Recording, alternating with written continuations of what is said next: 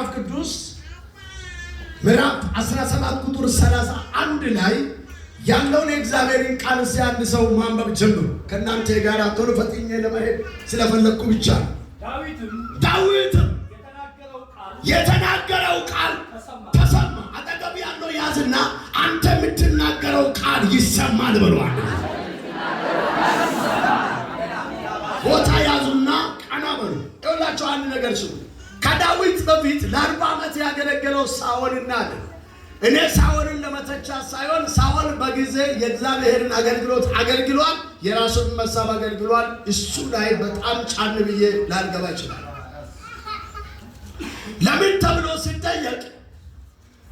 ተብሎ ሲጠየቅ ሳኦል ለ40 ዓመት እግዚአብሔርን ሲያገለግል 2 ዓመት የእግዚአብሔርን ሐሳብ አገልግሏል።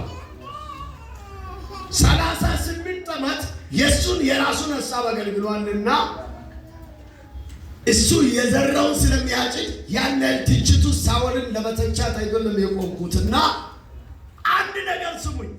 ለእግዚአብሔር ታማኝ ብንሆን ለራሳችን ነው። ታማኝ ባንሆን ታማኝ የሆነ ሰው ደግሞ ለእግዚአብሔር ይመጣል። እና በዚህ ቦታ ላይ መጽሐፍ ቅዱስ የእግዚአብሔር ቃል ሲናገር ሳኦልን እግዚአብሔር አምላክ ምን አለው? ንቄ ያለውና በቃ የአገልግሎት ዘመን ብሎ ከመድረክ አወረደ። ልክ ከመድረክ ሲያወርድ ሳሙኤል አለቀሰ ነው ብሎ መጽሐፍ ቅዱስ ሳሙኤል ብሎ አለቀሰ። ሳሙኤል ሲያለቅስ እግዚአብሔር እንደዛ ነው ለናቂውት ለሳኦል ለምን ታለቅሳለህ? ወደ እሴይ ቤት ቅባት ይዘህ ሂድ አለው። ቅባት ይዘህ ሂድ። የት? እሴይ ቤት ላይ ለኔ ሰው አለ ያለው። ቅባት ይዞ የቀንዱን ቅባት ይዞ ወደ እሴይ ቤት ሲገባ የሰው ቤት ላይ የለም ያለው ምድረ ባዳ በበግ እረኝነት ነው ያለው። ታላላቆችና መልካሞች ነበሩ ቤታቸው ላይ። ሳሙኤል በዚህ ሰዎች ላይ ቅባትን ሊደፋ ሲፈልገው እግዚአብሔር አምላክ እንደዚህ ነው እንዳትቀባ ነው ሲያስጠነቅቅ ቤቱ ላይ ያለውን ሁሉንም ከጨረሰ በኋላ አንድ ነገር ነው የሆነው። ሁሉንም ከጨረሰ በኋላ እግዚአብሔር ተው እያለ እንዳትቀባ እያለ ሁሉንም ከጨረሰ በኋላ አባቱን ሲጠይቅ ሌላ ልጅ የለም ወይ ብሎ ሲጠይቅ ያ ሕፃን ነው። እሱ በግ ጠባቂ ነው። በግ ጠባቂ ስለሆነ ይህ ሰውዬው ለንግስና አይሆንም ማለት ነው በራሱ። እግዚአብሔር ግን ንጉሥ እንዲሆን እግዚአብሔር ግን ሊቀባ የፈለገው ምድረ ባዳ ላይ ያለው በግ እረኛ ነው።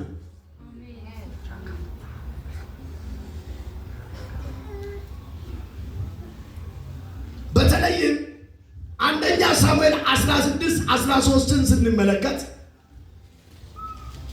እዛ ቦታ ላይ ቅባትን ነው የምናየው። ምክንያቱም ምንድነው የእግዚአብሔር ሰው ሳሙኤል እጅ ላይ ቅባት አለ። ቅባቱን የሚደፋው በማን ላይ ነው? በዳዊት ላይ ነው። ዳዊት ይበቃል ወይ? በአባት ዓይንም በእናት ሐሳብም የለም፣ በእግዚአብሔር ዘንድ ግን እኔ ምናልባት ለአንድ ሰው ላውጆ የኔ መጨረሻ በቃ ያላችሁ ማንም አያውቆኝም ያላችሁ ሰዎች እናንተን እግዚአብሔር ተረኞች ያደርጋል። አጠገብ ያለው ያዝና እግዚአብሔር አምላክ ተረኛ ያደርጋል ብሏል። እስቲ ተረኛ መሆን የምትፈልጉ ሰዎች አላችሁ? እግዚአብሔር ከወደደ በቃ። እዚህ ቦታ ላይ መጽሐፍ ቅዱስን ስንመለከት ምዕራፍ 16:13 ላይ ምንድን ነው የሚለው?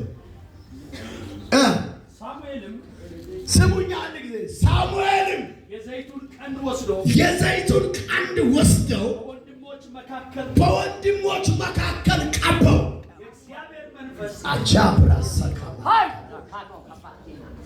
አላችሁ በወንድሞች መካከል ላይ ቀባው። የእግዚአብሔር መንፈስ ከዚያ ቀን ጀምሮ በዳዊት ላይ በኃይል መጣ። ዛሬ አንድ ነገር ላውጀው። ከዛሬ ጀምሮ የሆነ ኃይል ይለቀቃል። አጠገቡ ያለው ያዝና የእግዚአብሔር መንፈስ በኃይል ይመጣል በሉ። አይሰማኝም ጮክ ብላይስ አንድ ሰው የእግዚአብሔርን ኃይል የሚፈልግ ሰው ካለ ለአንድ ሰው አውጃለሁ። እዚህ ቤት ገብታል የሆነ ኃይል በራሪ ላይ ይወርዳል። እጆቹ ከፍ አድርጉና የእግዚአብሔር መንፈስ በላይ ላይ ነው በሉ። አንድ ሃሌሉያ። እዚህ ቦታ ላይ የእግዚአብሔር መንፈስ በዳዊት ላይ በኃይል መጣ። ያ የመጣ ኃይል ከዛ ቀን ጀምሮ ዛሬ የሚመጣው የእግዚአብሔር ኃይል ዛሬውኑ ይቀይራል። ዛሬውኑ አገልጋይ ትሆናለህ። ዛሬውኑ አፍ ይከፈታል። ዛሬውኑ አይኑ ይከፈታል። እጅግ ከፍ አድርግና ዛሬውኑ አይኔ ይከፈታል በሉ። እስቲ የሚፈልግ ሰው ካለ 4 ጊዜ አሜን ይበል። አይሰማኝም። ድገማ። ጨምረው የመጨረሻ ጨምረው። ለእኔ ሰው አለ ያለ ምን ልበለው ሲለው የሆነ ኃይል የሚያልፋቸው ሰዎች አሉ። አሜን በላ። አንድ ጊዜ የጌታ ኃይል ይቶይ ካቻታ ብራሳ ካቶሎ ባካታ ራባካቶ ላባቻካታ እሱ ኃይል በሉስ። ቀኝ እጆቻችሁ ዘርጉና እሳት በሉ። የጌታ ክብር በሏል። ዛሬ ይቀበኛል። ማነው ቀድሞ አሜን ብሎ የሚወስድ?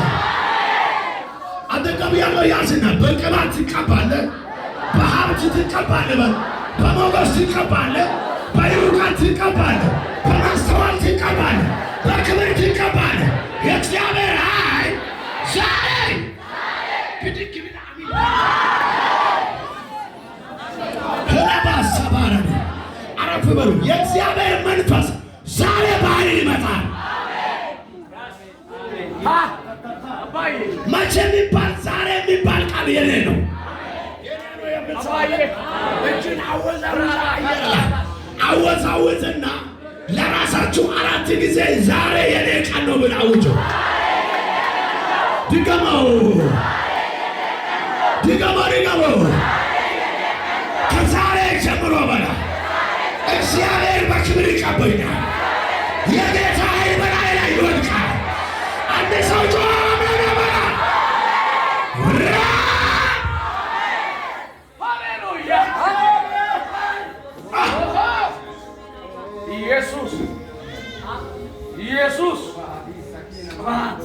ኢየሱስ ጌታ።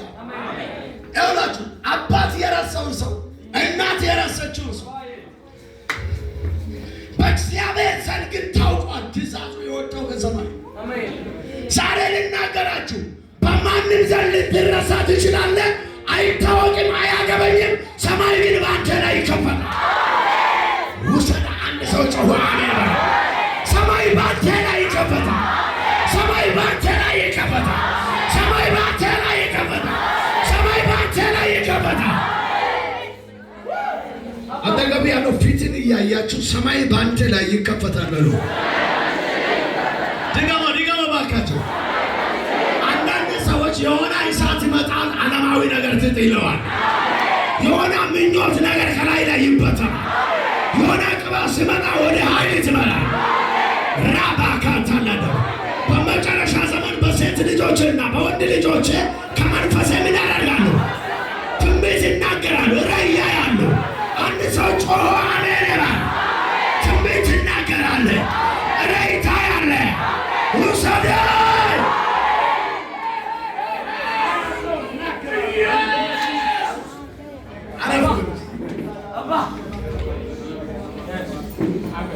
አባዬ